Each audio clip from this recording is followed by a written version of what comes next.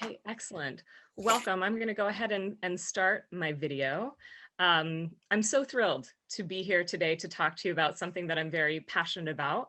We're going to be talking about creating a culture of consent in the classroom and some things that I've learned along the way that I feel have applications to so many different aspects of the environments that I inhabit. So let's start with introductions. My name is Vanessa Ballam. My pronouns are she, her, hers. I am an associate professor and the head of the acting program in our Department of Theater and Dance here at Idaho State University.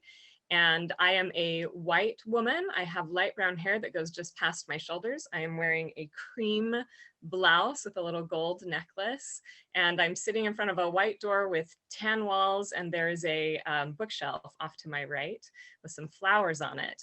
I guess one of the good things that I should mention is in the way that I'm presenting today, I cannot see myself, which is a very exciting way to present. I also wanted to say I've planned for questions and answers at the end of this session. However, if something comes up in the moment, you're more than welcome to use the chat feature, or if I don't see the chat, you're welcome to just unmute yourself and talk to me, and I'd be happy to answer any questions. And a lot of the things we're talking about today, I'm going to endeavor to model in this session. How I'm framing this session and some of the agreements that we make are directly related to this topic of creating a culture of consent in our spaces. So that being said, I would like to start with a land acknowledgement. Idaho State University is located on the traditional territory of the Shoshone and Bannock peoples. And because we're joining digitally today, I'd also like to offer a digital land acknowledgement. These words were written by Adrian Wong. So since our activities are shared digitally on the internet, let's take a moment to consider the legacy of colonization embedded within technologies, structures, and ways of thinking that we use every day. We're using equipment and high-speed internet that's not available to many Indigenous communities. Even the technologies that are central to much of the art that we make leave significant carbon footprints, contributing to changing climates that disproportionately affect Indigenous peoples worldwide. I invite you to join with me and all of us together to acknowledge all of this, as well as our shared responsibility to make good of this time, and for each of us to consider our roles in reconciliation, decolonization, and allyship. And I'm going to see if I can drop this. If you're interested in learning more about land acknowledgements, I'm going to drop something in the chat here for your reference. Let's see. I'm also going to offer that, as we know that we are joining, there you go. Since we're joining digitally and we've been living in this world, you know, of technology and teaching via technology and creating art via technology for the last year, there are still technical glitches that happen, right? There are fun and exciting things that pop up. And just like in live theater, our hope is that in those moments when things come up, and they likely will, that we, you're so welcome, that we just take a moment to, instead of feeling anxious and tight and holding our breath, that we do the opposite of that, that we take it as an opportunity to pause and breathe. And I'm saying that for you, but I'm also very much saying that for me as I'm the one leading the discussion today. So as I mentioned, I'm a theater teacher. I feel very lucky and blessed to do what I love every day at this institution. And I will also share with you that I get very passionate about what I do. And that passion manifests itself in a variety of ways. Often it's enthusiasm, and sometimes it's emotion. And I'm already sort of feeling it bubble up. So I'm letting you know that maybe that's a content warning, that emotion may come into the space today. So I hope we can all welcome that. Great. So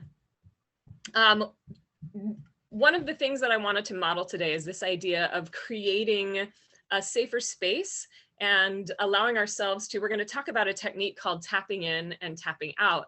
So the very first thing I want to ask all of us to do collectively is we're going to share some breath. Okay, so in this moment, I invite you to, you're welcome to close your eyes if that works great for you. You're also welcome to keep them open. I leave that to a participant choice. And I want you to practice in this, we call them cleansing breaths in our classroom. It means breathing in through the nose and out through the mouth with intentionality, right? So I'm going to encourage all of you in this space, this digital space, to practice this cleansing breath of breathing in through the nose and out through the mouth. And I'm going to invite you to continue to do that while I talk to you a little bit. So as you're doing these cleansing breaths, I want you to recognize the support that you're feeling for your body right now.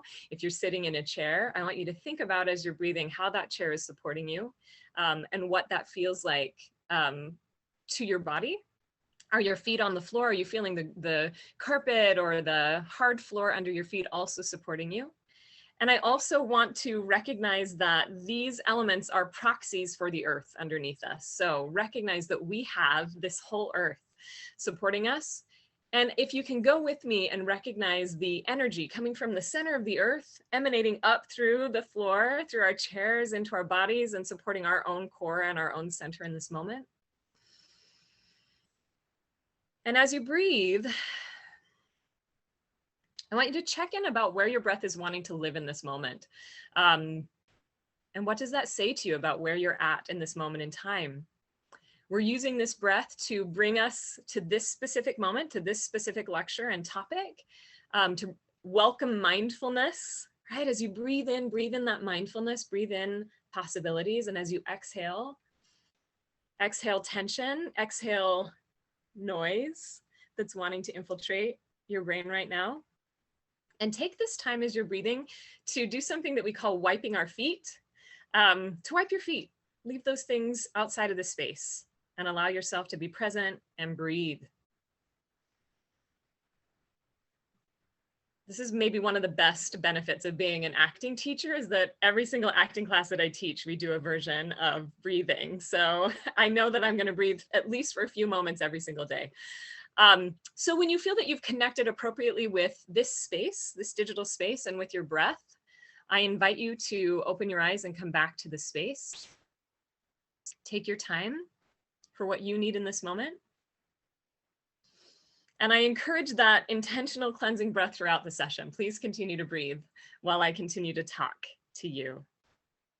Okay, so some of you may have heard at the very beginning of the session, we were talking about a festival, theater festival that's happening right now. I currently serve as a vice chair for the Kennedy Center American College Theater Festival for Region 7, which we are in.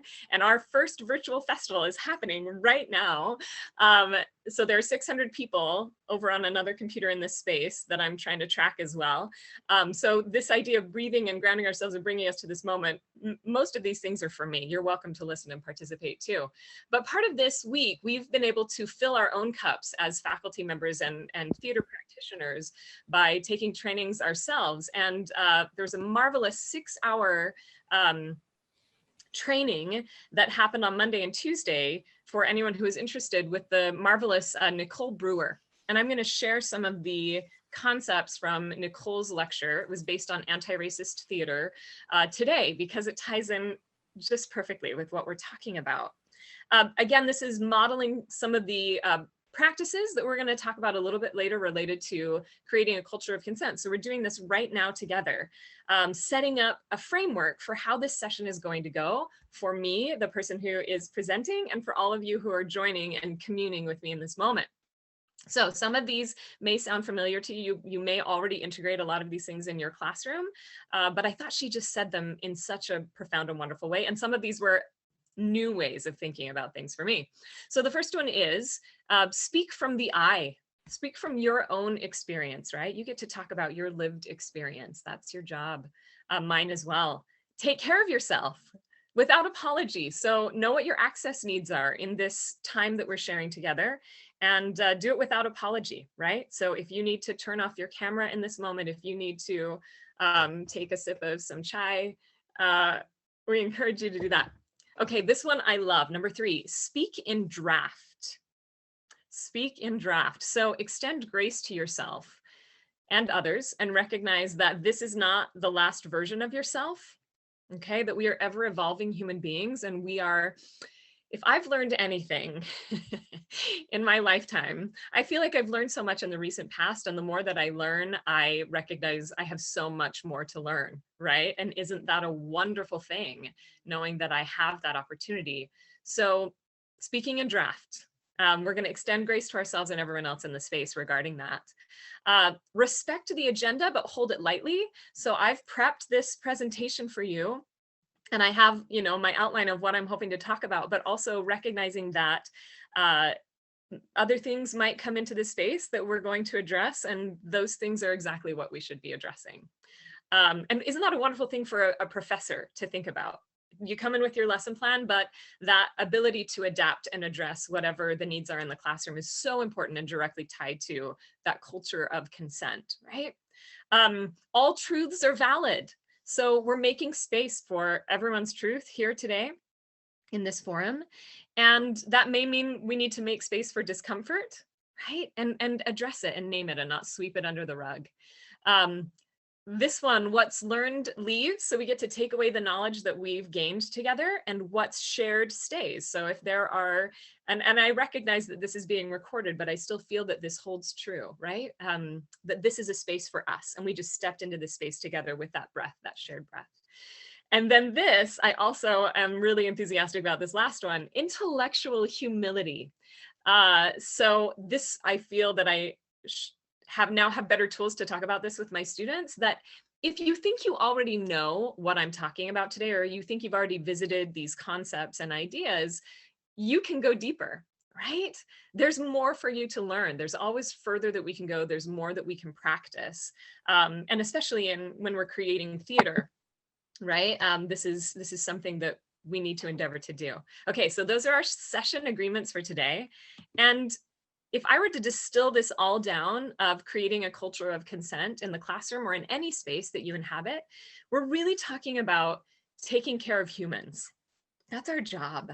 And we are humans as well. Those of us that are, leading the spaces, that includes us as well. So I hope you'll help me to abide by the session agreements and not be afraid to jump in and ask me questions, or even remind me if I am not doing the things that I'm offering to you. Okay, so a lot of what we're talking about today, many of these ideas were things that I was doing in sort of an informal way, or not as structured as I'm doing now. And the way that I approach consent in the classroom is very much based in the ideas from intimacy directors and coordinators. A couple of years ago, I was attending a theater conference with a not-for-profit. I sit on the board for this organization called Statera Arts. It's an organization that works towards gender parity in the arts. And I had heard about intimacy choreography and intimacy direction prior to this, this wonderful festival conference, but I had never attended a workshop. So I went to this workshop, and there were so many epiphanies and light bulbs. And I kept having this conversation with myself of going, where has this been all of my life? This is such useful information for me. And now I have a way of really bringing tools more specifically into my classroom and into my rehearsal spaces to help these students. So I wouldn't be surprised if intimacy choreography is on your radar. I feel like it's been talked about a lot more since the Me Too movement in the media as well. And it is a practice that I'm so thrilled is happening in film and television and theater, because it's about taking care of humans. She's the one presenting today. Great. I'm not sure if I'm hearing a question. If I am, feel free to just say, hey, Vanessa, I have a question, or pop into the chat and let me know.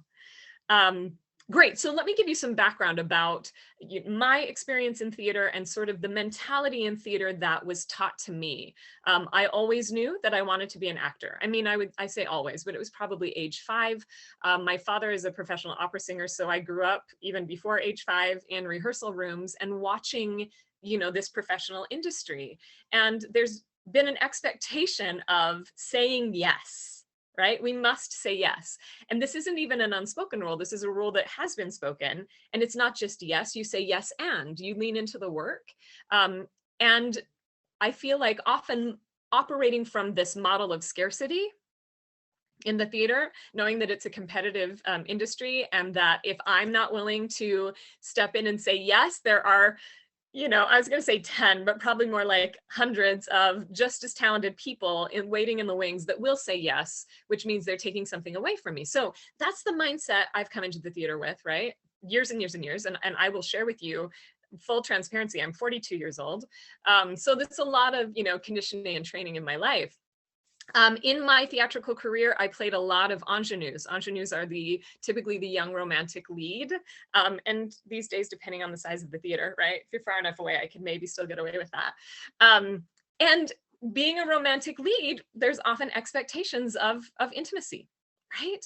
And there was never any structure or tools for me to take care of myself or others in those spaces. But that was just the way that it worked, right? The expectation was you come in, you do the work, you just go for it, right? And if you want to keep the job, that's what you do. Okay, so that's the culture in which I've existed. And I went to this workshop and started to realize that's not actually helpful. And I started to seek out more training with IDI, Intimacy Directors International, and IDC, Intimacy Directors and Coordinators. And 2 years ago, I saw that there was an in-person training happening in Jackson Hole, Wyoming. And I found out about it a week in advance, and the training was happening on the Saturday and Sunday before our fall semester started at Idaho State University. And I had also just had a baby 2 months prior, but I turned to my wonderful husband, Stefan, and I said, we have to go. We just have to go. So we packed our kids in the car and we took turns driving so we could work on our lesson plans as we went, because I wanted to dive in. And it was a 12-hour training over those 2 days. I arrived and the instructor was a woman named Samantha Kaufman. She's fantastic. We actually brought her to ISU's campus this past fall and did a socially distanced intimacy direction session with her and our students and faculty.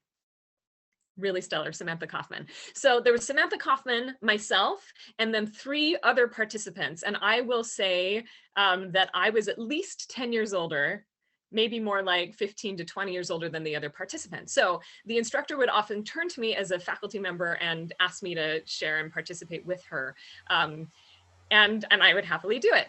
And one of these instances, Samantha turned to me and said, okay, Vanessa, I'm going to share with you my general boundaries, meaning she was going to put into the space where her physical boundaries are and communicate those very articulately and specifically to us. So she did that and we all listened. And then she turned to me and said, okay, Vanessa, you share yours.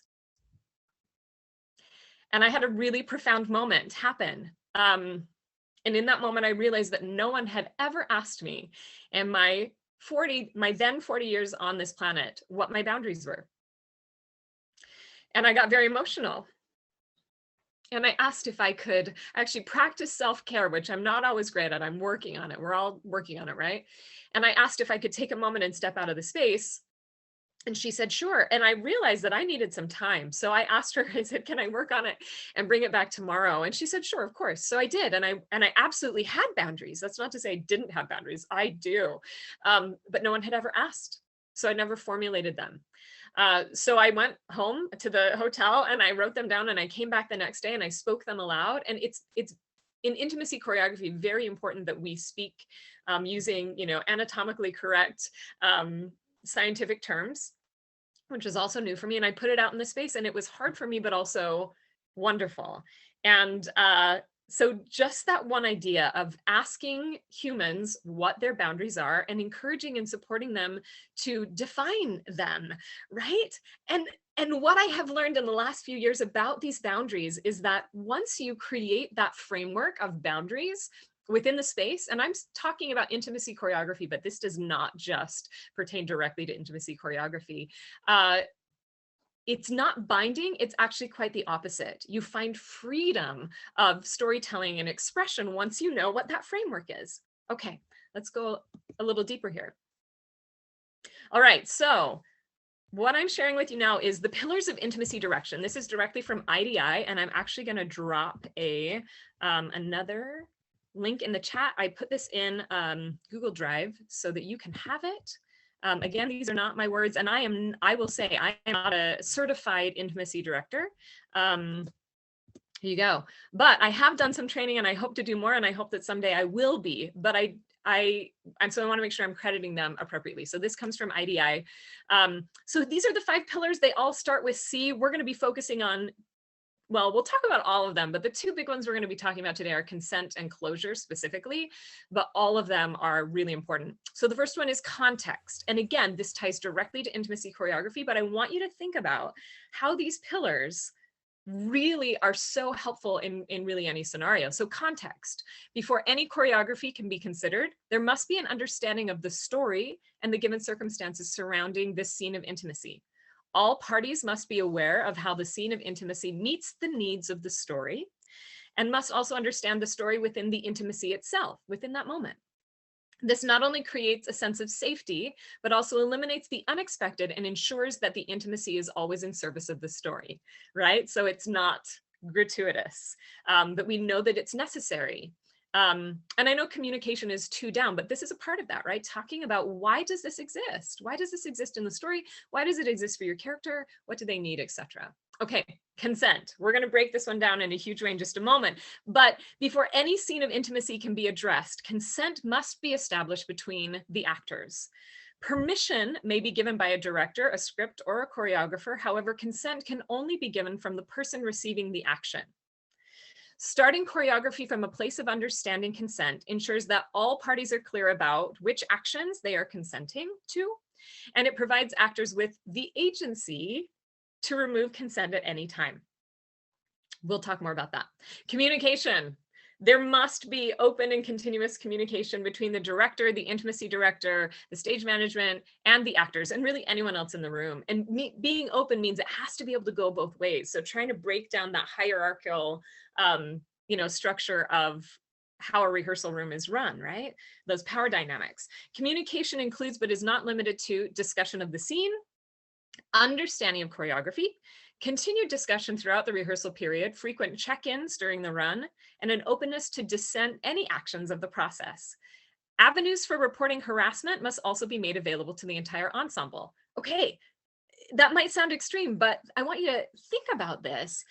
Letting people know that there are resources and avenues for them to address when things go wrong, and setting that up right at the beginning, right? Not when it's just needed, when it comes up, but letting people know that's the framework within we're working, right? And I want you to think about how you're creating your syllabi and how you're talking about, resources and expectations.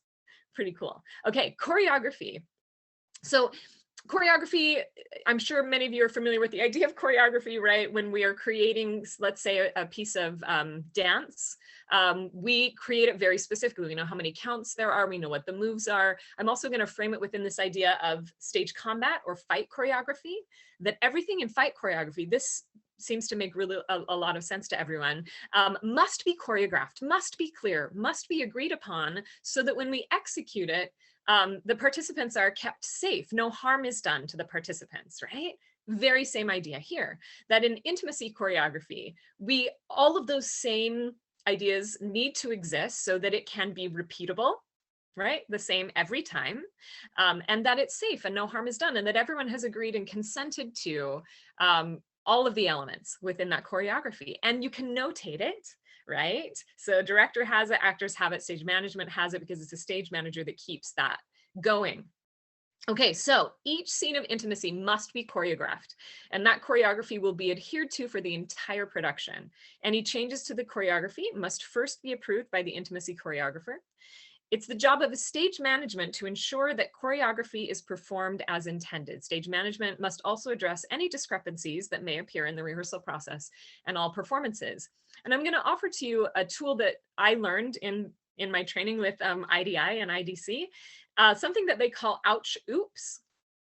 Maybe you've heard of it before, but basically it gives language. It doesn't have to be ouch oops, but that's the example I'm going to use. It gives language and tools to everyone in the room that if something goes wrong, to talk about it, right?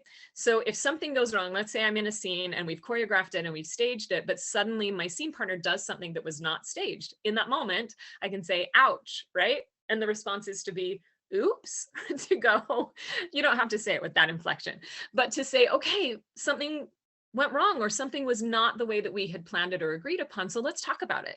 So ouch, oops can be a way to open that space for self-advocacy and conversation.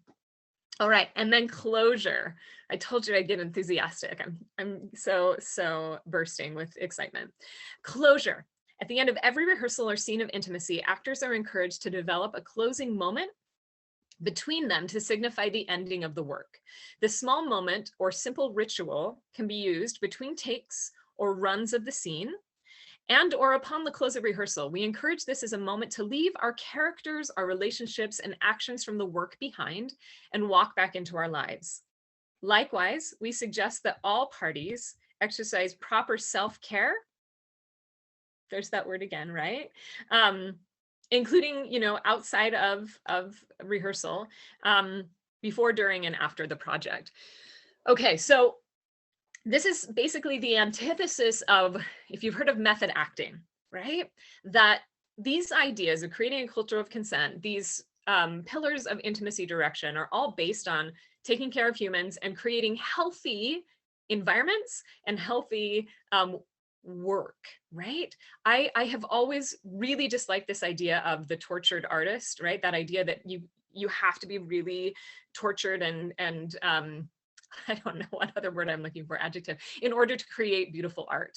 I've always disagreed with that. I've always felt like you can create really specific and beautiful and powerful art and take care of yourself and be well adjusted. And even if that wasn't my experience and how my actor training worked when I was in undergrad and maybe even a little bit in grad school, from those experiences of myself, I have learned that it doesn't have to be that way. And if there are things that I can do to create safer environments for my students and help them to find their agency and their voice and know what their rights are in the spaces, totally worth it, right? So method acting actually blurs the lines between actor and character, right? So that you are actually living as your character in your life. To me, that's a really scary place to be. And I feel that it messes with our psychology. And we all know that mental health concerns are very real, especially right now in the middle of the pandemic. I don't know if it feels similarly to you, but for myself and for my students, I feel like this comes up constantly.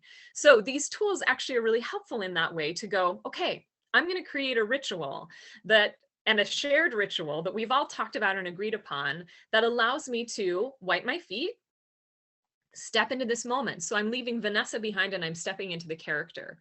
Right. And then at the end of the work, well, often it's at the end, but we'll talk about how it can be throughout as well.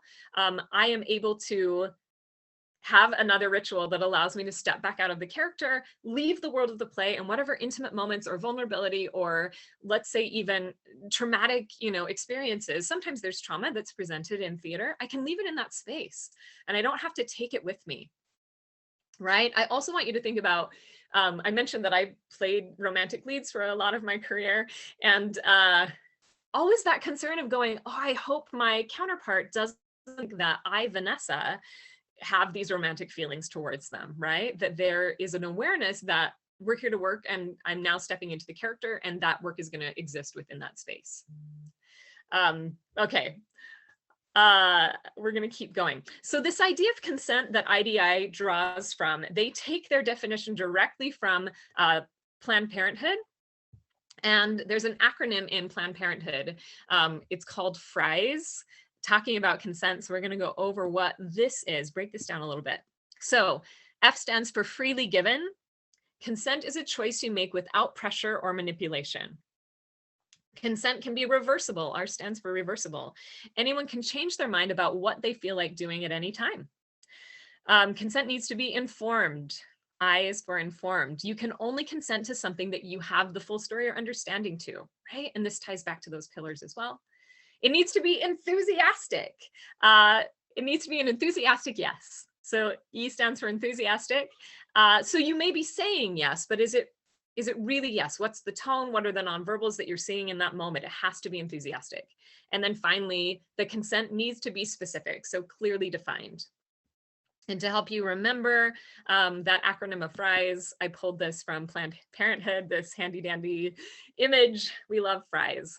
So obviously directly related to intimacy choreography, but I also want you to think about when you are teaching, at least for me, in a theater department where we have all of these passionate humans, right? And we're bringing them together, how these ideas help us not only in the classroom and in the rehearsal room, but also something that is great for these humans to be practicing in their lives. Okay. So I'm going to talk to you about some of the rituals, and I want to make sure I'm planning to save about 15 to 20 minutes at the end for a question and answer. I'm going to talk to you about some of these practices that I brought into the classroom directly from IDI. And I also want you to know that even though I teach mostly theater classes, mostly acting classes, I have also brought these ideas into classes that are not theater related. I taught the freshman seminar roar class last semester, so I had no theater majors, and I tried to model all of this behavior in that class, and I brought some of these exercises in to see how it could impact the work. And I felt very positively about it. Okay, so if I'm working with a group with intimacy choreography, and I've actually started bringing this into my acting classes, even if we're not doing intimacy choreography, to teach the students these tools so that they can then bring them into their own spaces and know that they can, advocate for themselves and find that agency. So that idea of boundaries that I talked about, that's something that we do, where I usually give them I always give them at least 24 hours to think about it, sometimes up to 48 hours to say, okay, next class, we're going to be sharing our boundaries, and knowing that that was something that was a big ask for me. I want them to be able to think about it. And I found, it seems to me that our students at ISU, this is an easier task for them than it was for me. And I think that says something wonderful about their generation, that they're more ready and able to share those boundaries. So when we do this in the class, typically I'll pair them up, and the first person will say, okay, my general boundaries are, and they'll share them to their partner. Very specifically, we use, like I said, scientific anatomical language as we do that. And then the receiver says, thank you. And then they share it back. They'll say, your general boundaries are, and then they state them back to that first person. And then that person gets to say, yes, thank you so much for listening. That's correct. Or they can say, ooh, you missed one, right? So we all have these general boundaries that we don't want crossed on every given day. There's also the option to say, and today I have this specific boundary of, ooh, I have a sunburn on my back, so please don't touch my back today, right? So we're articulating specifically what our boundaries are, putting it into the space, and making sure that we have active listening, that someone is listening and responding and affirming that and giving it back to us, right? Okay, in intimacy choreography, there's a lot of asking permission from everybody, right? To say, is it okay if we try this? And putting that into the space. And I actually think in the way that I manage my syllabi and my classes, right at the beginning of each class, trying to integrate these sort of agreements of these are the expectations for today, and this is what we're planning to accomplish, and asking permission in that way as well is really, I found, effective. Okay, this next one, making space for no. So there are some wonderful trainings, virtual trainings happening right now with IDC that if you love what I'm talking about, I would encourage you to go to their website, Intimacy Directors Coordinators, because they're not terribly expensive. They're about 90 minutes. And even if you're not available at that time, you have like a week to access them. But I attended one a couple of weeks ago that was talking about consent in audience participation in theater. And they mentioned this idea that in order to truly have yes exist in a space, in a consensual space, there has to be space for no there. And that has to be modeled by whoever is running the space, right? And this has been a really interesting learning experience in my classes, because I find that maybe it's regional, I'm not sure, but saying no, for students to just say no to someone is a really big deal. So we've been practicing this. So I'll do an exercise where, again, they're paired up, and I'll say, okay, person A, you're going to ask person B if you can shake their hand. So they make eye contact. And for example, I would say, hi, Margaret, may I shake your hand? And then Margaret would say, yes. And so these would be pre-COVID times, right? And then we'd shake those hands. In COVID times, we find a way that we don't have to touch each other to do that. Okay, so that's step one. And then person B does the same thing. Step two is I'll say, okay, you're going to ask the same question, but this time you're going to say, the receiver is going to say no. Okay, so I'd say, hi, Margaret, may I shake your hand? And Margaret would say, no. And then they live in that moment. And then we talk about it, and we make sure we switch, but we talk about it after both parties have gone. And usually there's some big reactions to that of going, oh, I felt like I should have said sorry, or I noticed my breath got really tight, or I was trying to apologize with my voice, right? Isn't that fascinating? Maybe not as fascinating to you, but it has been for me. Okay, and then there's a third step, all right, which is no but. So I would ask Margaret, I'd say, Margaret, may I shake your hand? And the instructions for Margaret is Margaret's going to say no, but we could do an air high five. And if I'm like, okay, great, then if I consent to that, then we do an air high five. And then it comes back to me. So Margaret would say to me, Vanessa, can I shake your hand? And I would say, no, but we can point our toes at each other. Okay. And I have them do a few exchanges with that no, but idea. And almost always, the creativity that comes in is really exciting, right? And the camaraderie that comes in is really exciting because we go, okay, so my boundary in this moment, I don't want to shake your hand, but look at all these other things that we could do. And I want you to think about that from a storytelling perspective, right? That there's so many ways to effectively tell a story. And I also want to point out that I am working really hard to let go of perfectionism and urgency, which have been huge parts of, I think, the theatrical industry, that we've got to do the show, we got to do the performance, and maybe to the detriment of process, right? Or maybe finding an even better way to tell that story. So this no but exercise, I think, illustrates that just really brilliantly. Of no, there's a boundary right there. However, ooh, can we wave our elbows at each other, right? And anytime I've worked on intimacy choreography with students, either in a rehearsal process or in a classroom rehearsal process, and I always make myself, I say I'm available for anyone who would like that. If you need assistance, whether it's a director or a student, come and ask me.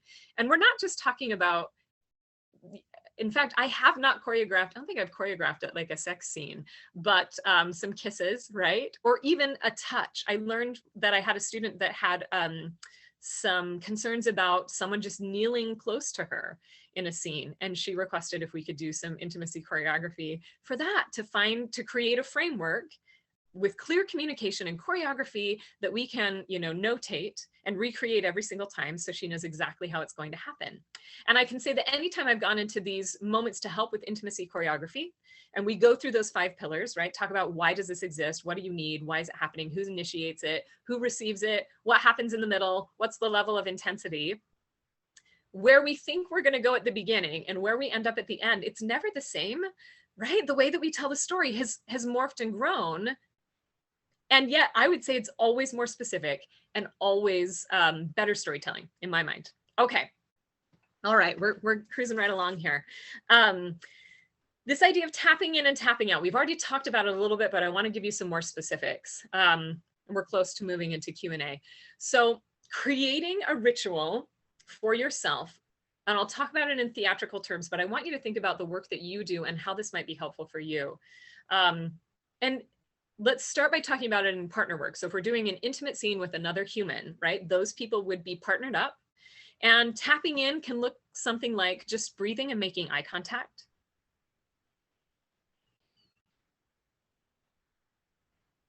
And when you and your partner feel that you have connected with that eye contact is a really vulnerable, big ask, I think. You can just nod your heads at each other. That's one way to do it. You can also make eye contact and breathe. You can do an air high five, right? In COVID times, eye contact and breathe, and then clap together with your partner to go, okay, in this clap, in this moment, in this head nod, in this air high five, I am agreeing to step into the work. I am wiping my feet. I am leaving actor behind and I'm stepping into character. Right? And then we do the same thing at the end. It can be exactly that. And as I read in those pillars, it needs to happen at the end of rehearsal at least, but it can happen all throughout the process, right? So at the end, if it's between you and a partner, you grab that partner and you do the same thing. It can be eye contact and breathe and nod your head or air high five or clap or whatever you create with that partner, so that at the end, you are leaving whatever that intensive work was in the space. You're stepping out of it and you're going back to be your happy, wonderful actor self and not take, the trauma or the intimacy or the heavy stuff of the work home with you. Go home and hug your kids, right? And not have to worry about that. It can happen all the way through the work as well, though. So there's a musical coming up on campus called Ordinary Days. Hopefully you saw the information about it distributed yesterday, but it opens next weekend. And the director asked me to come in and do some intimacy work with these students because these students are actually performing in pods. It's a live stream, right? So they're acting with other people, but they're in our theater space and the pods are in the far corners because of COVID, right? And they've got plexiglass around them and they can't see each other. And the director was saying, Vanessa, we need can you come in and help these students to connect in an intimate fashion with each other, so that we can build some endowment of these characters and give backstory and connection, right? So this was a different type of workshop experience with these students, in that we came in, they established their boundaries with each other. We worked on making space for no. We obviously tapped in and tapped out to the work. And then we did some improvisational eye contact, just eye contact. They didn't even touch each other, of creating backstories for these characters and fighting for something through this, right? Just through the eyes, sending and receiving, to try to give them some of that in that moment. And every time we do one of those improvisational exercises, even just with eye contact, and they were standing, I'd say 20 feet apart from each other, we needed to tap out. They were pretty intense. So in that moment, I would say, okay, once you feel you've accomplished what you need, step out of it, go touch a wall, connect with something in the space, grab a chair. And then I called myself human sage, and I walked through the space and like waved my arms and did Maria von Trapp spins to try to break that up. And then we'd come back and do it again. So closure can just be at the end, but it can be throughout as well. And it's really exciting to me to be able to give my students tools to take care of themselves and to take care of each other, right? That had not been my experience. In fact, I've never worked myself as an actor on a show where I have had an intimacy choreographer, an intimacy director that was there to advocate for me. So it's really exciting to know that there's this culture shift happening. Okay, so integration or application. Some of the things that I feel that that I see taking these ideas and integrating them into the environments in which I inhabit, not just when I'm choreographing intimate moments within a dramatic text, right? Thinking about the agreements that we set up, the clear communication that we have at the beginning of a semester. So how we put that in our syllabus, how we communicate those expectations to our students really clearly. And even at the beginning of each class, I spoke to that just briefly, but when I come in, trying to make sure that I'm being really clear about what we're going to be doing, right?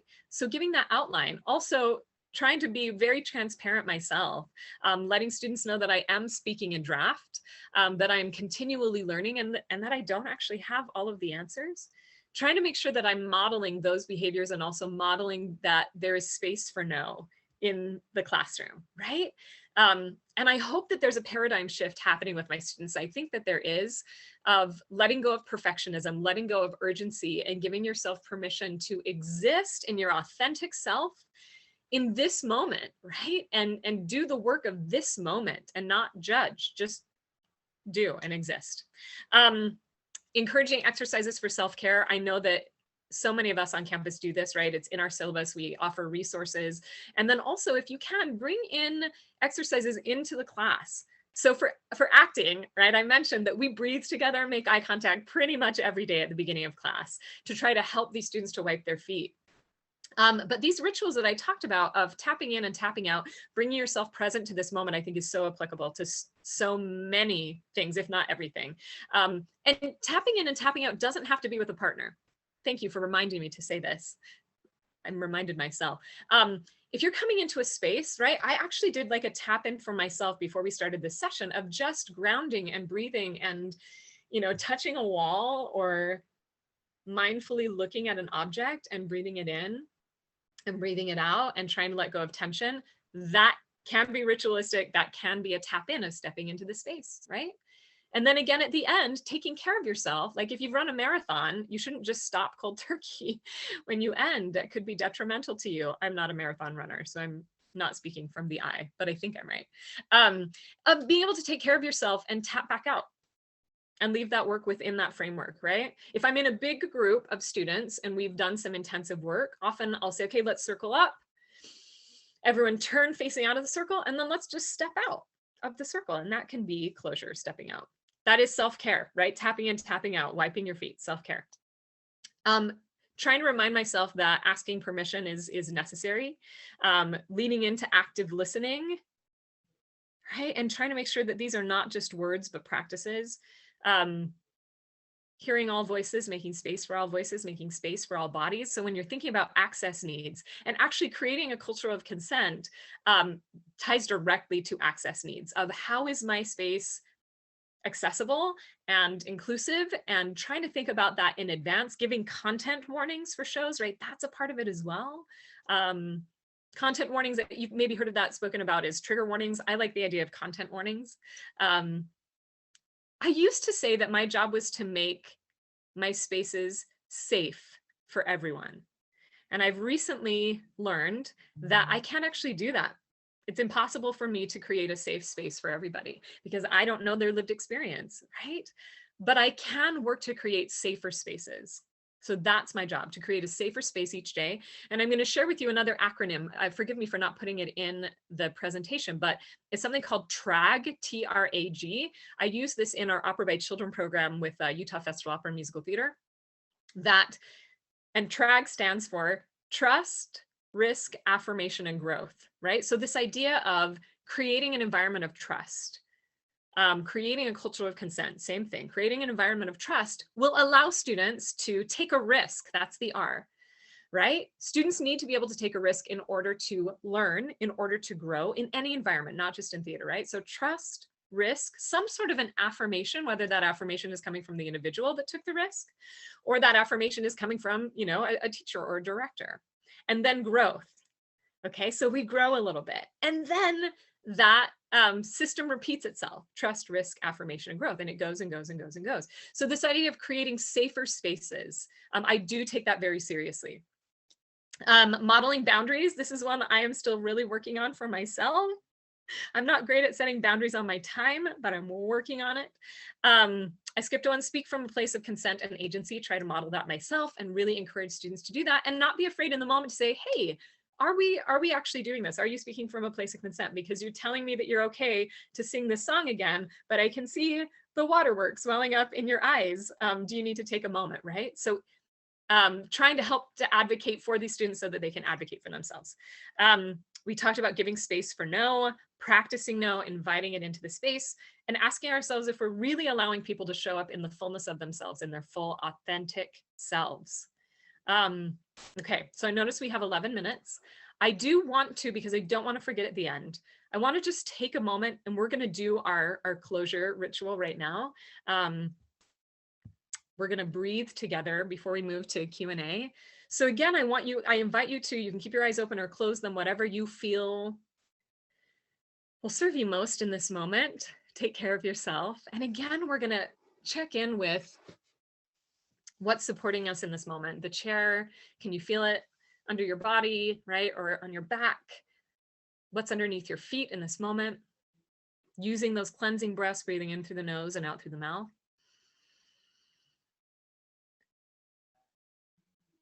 Right, and recognizing where that breath is wanting to live right now. Has it changed from when we did this at the beginning?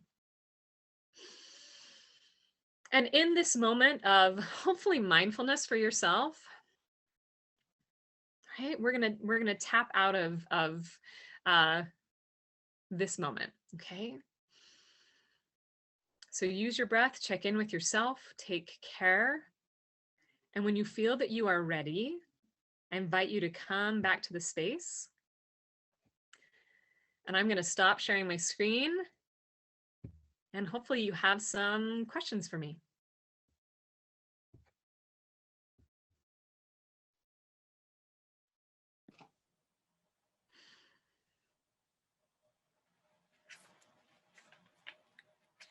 I think I've stunned everyone. I'll jump in first. Thank you, Margaret. Sure. So I was really intrigued by one of the first things you talked about, the discussion of intellectual humility. And it's an interesting concept. And I don't know that I've ever thought of it in those terms specifically, but I know that one of the first things I discovered when I started teaching were the ways different teachers handled moments in classrooms where they were asked questions they didn't know the answer to, or they got sort of caught up in a moment of forgetting some significant element they were trying to teach. And I started observing how some people, just acknowledged, gosh, that's a great question. I don't know the answer to that. That's something I will go, research for next time. And some people who seemed more defensive and sort of tried to brush aside the whatever the question was they didn't know the answer to. And I of course liked the first model. I liked that acknowledgement of what I don't know, because I think it helps model for students how to handle a situation when you don't have an answer. But it also, I've noticed over the years that different students have different responses. Some see it as a weakness of a professor. Some see it as a strength, or at least as a normal thing. And I was wondering, I realize your context might be different in terms of what you teach, but I'm wondering how you've seen that sort of intellectual humility on the part of an instructor have an impact on students. It's a great question, Margaret. And I feel like I've had quite a learning trajectory myself in this. I feel like as a young faculty member, I felt a great deal of pressure that I was supposed to have all of the answers, right? And that I was supposed to be perfect. And if I didn't have all the answers, then perhaps, like you said, that was a reflection on me not being an expert. And so this has been a learning curve for me to go, actually, no, right? I shouldn't be expected to be an expert in everything, because I think that is not realistic. So I can speak for myself. I've tried to adapt that previous model you mentioned as well, of going, you know what? I thank you for that question, and I'm going to investigate it. Or, ooh, I know this other expert. I'm going to reach out to them and I will report back to you, and please hold me accountable for that so that we can continue this conversation and talk about it. And at least in my experience, Margaret, in responses of my students, I feel like I have seen that taking away some of the pressure for them to try to feel like they have to be some perfect ideal in every single class. I have not found the opposite. I have not found students responding to me as not being the appropriate person, or being an imposter, or not being the appropriate person to teach these classes, because I don't have expertise in every single area.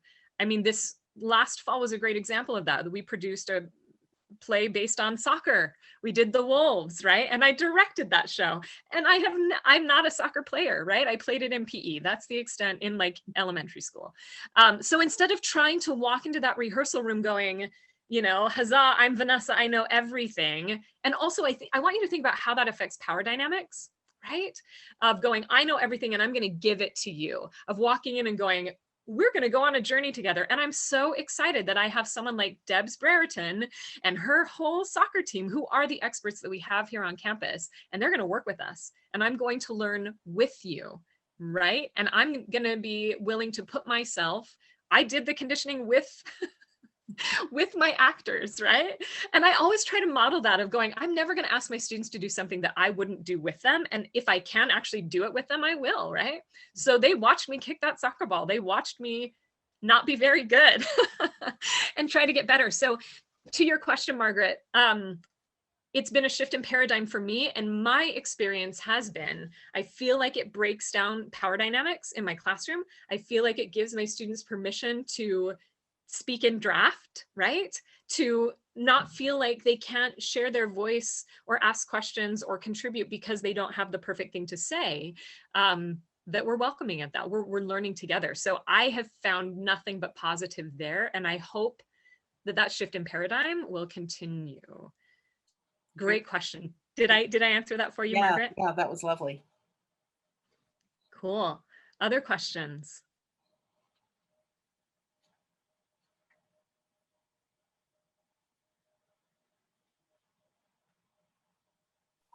I just have a comment. Thank you for your lovely presentation. I've been taking notes, and I'm very new to all of this. And so it's just nice to hear some real tools and terms and everything. So thank you. Thank you, Jessie. May I ask, what is your area of expertise? Where are you coming to us from? So I'm in the Meridian campus, or I would be if we were in non-COVID times. And I've gotten to know Margaret through thing last fall, so it's great to see her again. But I'm in the Communication Sciences and Disorders department, and I'm specifically in the speech pathology program. Excellent. Thank you for that. Thank you for sharing that, Jessie. I would be happy to make, if the PowerPoint, I know I went kind of fast, if the PowerPoint would be helpful, I'd be happy to make that available for folks that would like to use it post-session. I've also found that all of these practices, if I'm truly living in them and they're not just words, right? They take care of me too in the space. Thank you so much for joining. I'm seeing that in the chat. And often, because it is sort of a radical idea, I mean, they feel radical self-love, radical love of humans, right? And it does take work, right? I have to really think about how am I creating this space? Who am I setting it up for, right? Am I being fully accessible and inclusive? And so it really has changed the lens in which I look at things. And I'm not saying that I have all the answers and I've solved it all, but I am learning, and I'm grateful for that. And I hope to continue on that journey. So maybe, you know, a couple of years from now, we can check in again and say, how's it going? What have you learned at this point? Yeah, it's interesting. About a year ago, 2 years ago, maybe, I had my first student ever say to me, I was asking students to pair up or group up to work on an activity in my class, and I was teaching business communication at the time, and one of them just hadn't moved into a group, and I went up and said, reminded him, and he just said, I'm good on my own. And I was sort of floored. It's literally in 20 years, the first time somebody had refused to do something they've been asked to do. And since that point, I've been thinking a lot about, how to handle that, because I just sort of let it go. And I think your talk made me think, next time, if that were to happen, maybe I would say, okay, if you want to work on your own, that's okay. But can we think about what you can do to demonstrate that you're coming up with some additional ideas? Or I would love to have been able to think about that at the moment. But that concept of the no but seems like a really good way. And I remember also as a student years ago in a Spanish class, our instructor did a midterm survey, and people of course hate speaking Spanish when they're learning because they're bad at it. And so many people said they hated speaking that she decided, well, I'm not going to make you speak anymore. And which was completely ridiculous in a way, because you're not learning. And I thought, that's a moment where maybe she could have done a no, if people say no, well, then how are you going to demonstrate this? And so that gave me some really great thoughts. So I really appreciate those, Vanessa. I'm so happy to hear that, Margaret. Thank you for sharing. And I'm being mindful of time. So I understand if you have to jump off. I wanted to share this wonderful comment from the chat and also just respond briefly to Margaret's comment. Yeah, the no but exercise I think is really wonderful. And I'm glad you're finding that application. And also it's really tied directly to access needs as well, right? Of having that conversation of going, great, so let's talk about what does work for you, or how can I best facilitate that in this moment? I mean, even just the idea of asking students to turn on cameras can be really problematic for them. I've learned that in the last 9 months, right? That some students, they can't do that. And for me to ask them to do that is not necessarily creating a culture of consent for them, right? So I had to let that go. All right, I want to share this from Michelle. Michelle says, I teach in graduate nursing, and I'm considering how I can implement some of these thoughts into my coursework. There's a lot of vulnerability in learning sometimes, especially at the graduate level, where students are learning a new role and seem to doubt where they are coming from. Oh, Michelle, that is brilliant. Yes, right, vulnerability in learning. That's what we're talking about. It is. It asks a lot of us, whether it's theater or nursing or everything in between, right? So being sensitive to that, and thinking about what we're modeling in this space, that idea of speaking in draft and intellectual humility. I mean, everything really applies here. So I'm glad to know. I was excited to hear what the applications the group would be finding for these ideas. Well, Vanessa, I want to thank you. I don't want to keep you any longer from your event, your festival this week. And I want to thank everybody for joining us today for this PI event. I also want to let you know our next event for the Program for Instructional Effectiveness will be another Great Ideas in Teaching on March 25th. And Bob Fisher from the Department of Math will be joining us for that. So I'm really curious to know what someone from math is going to be able to share that's going to be relevant to someone from English. I'm looking forward to that. But thank you again, Vanessa, for your time, and I appreciate everybody else joining us today as well. Pleasure. Thank you so much, everybody.